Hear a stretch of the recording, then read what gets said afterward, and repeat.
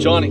Tim. We are back on Maui, and we have brought in for this video none other than Skyrama. Now, Sky, you've been away from us for many moons. You've been down in the land of Bali, Vietnam, where else? Other places too. Places I can't speak of. You cannot even speak of these places. But Tim, what I love about the gongs is when we hit them right, we get the right frequency. Sky appears. Wherever he may be, he shows up. That's why we had to bring him out, because anytime we need Sky, we just go ahead and hit the gong. We're struggling with our foiling. We don't know how to shim. Hit the gong. Boys, what it is, it's Shims. This video is called Shimdog Millionaire. A lot of you have been reaching out to us about what shims you should use, what it does, how do you select them. We're gonna talk about that right now. Tim, watch this. You know what that is? It's a shimmy. That's a shimmy? But we're not talking about that kind of shimmy. We're not. I don't think people want to see that. All right. When you're setting up your setup, a lot of people ask us questions like, hey, what shim do you guys use? John and I have some natural biases in the Armstrong family of foils of what shims we've used throughout the years. With the HS V2, that's a high-speed V2 from Armstrong, we typically gravitated to the red shim. When we were in the CF series, Carbine Freeride, we went red shim.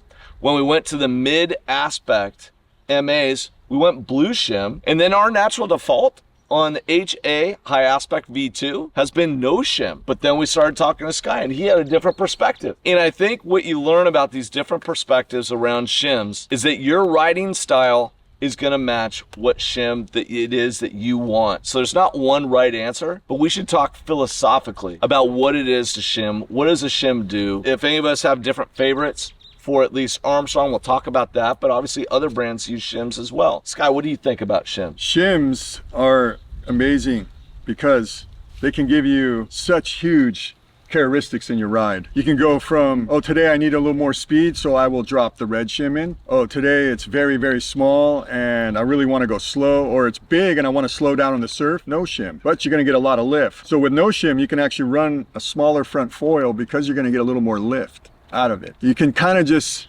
see the situation, where you want to be, what you want to do, and blend that together given the conditions at hand. So let's talk a little bit more about the mechanics. So if we have a shim, and we're just going to use this to just Armstrong, but it applies to your different brands too. Let's talk about red, blue. What's it actually going to do when we put it in there? Army told me when we run the red shim, it's going to run completely straight. It means the angle of the foil section is going to run completely straight with the fuselage. And what that's going to do is give you maximum speed for that. So you're going to have less lift. Now, of course, running no shim or blue shim, it's going to just slightly tilt it towards the reef. And any foil brand that you ride, and so this can go across the board, any foil brand you ride, real simple. I'm not going to get into all the numbers and all that. Let's just get philosophical with it. If it's angled at the reef, you're going to get more lift, but you're going to get less speed. But it's going to come alive like a skateboard. You're going to be able to go rail to rail so much easier, and you're going to be able to get that skatey feel. Now, if you want to go in between that, then you would just shim slightly straight to the fuselage. Now, every front wing has a different offset of degree. You know, you can find that out with your foil company, you know, and whatnot. But let's just talk about shims and tails. This is where we're at. We're going with the fuselage straight across. Again, down towards the reef, no shim, slower. So if you have smaller tails, that might work because there's less drag. So smaller tails can get away a lot better and still be very fast, very fast, but will give you that beautiful rail-to-rail feel that you really want to ride. Okay, and then as you say, okay, well, today I need a little more speed. Say you have a bigger tail like the 220 Glide, and you're like, oh, I love this thing, but today I need a little more speed, the surf's bigger. Okay, we'll put on the red shim, and you'll still be able to get the turns, but you know, they'll just be more drawn out. And again, no shim, less drawn out, more quicker response, more lift from the tail and the pressure. Back foot pressure will increase as well. Yeah, and it's really interesting. John and I spend a ton of time behind the boat, and that's where we do a lot of experimentation with shims and different tails and fronts, and we come up with an answer that we feel strong about, and we provide that recommendation. And it was really fun to have a conversation with Sky, who spends very little to no time behind a boat, who spends it prone and hybrid foiling, and has a slightly different answer. And I'll tell you what, just today when I was proning, I went with the blue shim with the HA 880 front and a Dart 140 back, which I've gone no shim. I put the blue in there. I liked it.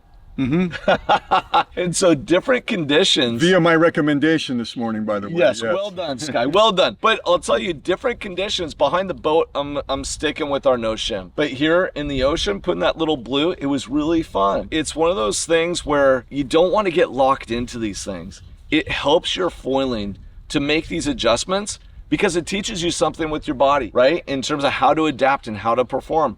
One of the tail foils that you like, just to talk about Armstrong for a minute, is that Speed 180. You know, when I first tried it behind the boat, I really preferred the Dart 140. But you get out here in the ocean, it's a different feel. It's really fun. So yesterday we were winging out at Ka'a, and so I put that Speed 180 on the back, and it was great. It was really fun. When you mix up your front foil and your tail foil and your shims, these are just tools for you to optimize what that feel is. And I really encourage you, I'm sure these guys too, to just experiment, to see what feels good to you. I was talking to Army too, and he always recommended with shims, start with no shim, and then go ahead and put a blue, which is a half, and then a red, which is a full, in there. If you really want, you can stack them. And other brands, I'm sure it's the same thing. You know, start with just out of the box factory, ride it. Don't be afraid. It takes very little time just to put one of these in here and then test it out. One thing I've noticed with the shims, I was riding the blue shim, Speed 180, I think 880 today, but it will change the pumping slightly, but it takes a little time to get used to. So I would say give shims a session or two to really understand how they work. But with the pumping, it can be a little bit of a game changer because your cadence might slightly change, but you have to be willing to adapt with the shim. But when you do and you get it dialed in, it doesn't take long. You're riding a couple waves with the shim, you're like, okay, this is what it's doing. Yeah. What I have noticed with the shim, especially in the ocean, is by raising the tail, as Sky showed, you're changing the angle of attack. Even though it may feel a little bit slower in the ocean waves, bringing that turnaround, because when you got the foil here, it's almost gonna bite more and link that turn. So I find with the shims, you can really stay in the pocket of the wave, especially in the ocean. I would recommend it. If you're not experimenting with your shims, you should, because I do think it helps your foiling all around. Depending on what tail you're riding or whatever, it can really dial things in to where it's like, wow, this is game changing. It's my same setup. Those shims, you probably have a million sitting in your garage, but they're worth playing around with. Everyone knows mass position and shimming and playing with the tails can take you from piss to bliss in one move.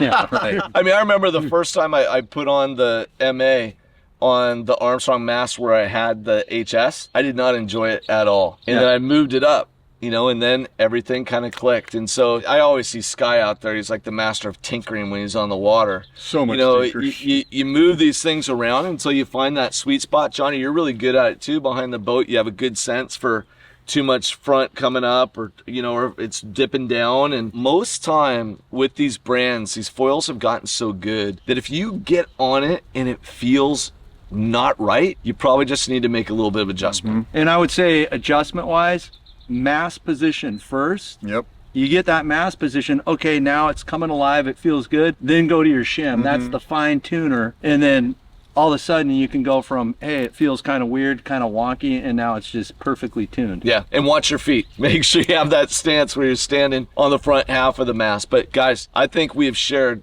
what it means to be a Shimdog millionaire. There you go. This is some of the biggest improvements. Everyone's after the new front foil, and I understand that, everybody wants something new and stuff, but you know how much difference you can make just by shimming with the tails that you have. So if you're always riding the same way you're always riding, try something new. And don't forget, as I always say, move that mass. Words from Skyrama. Sky, so good to have you back with us.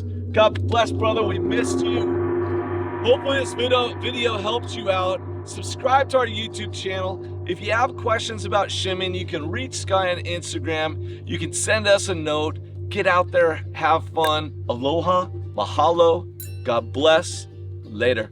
And thank you, Sharky, for the music. Yeah.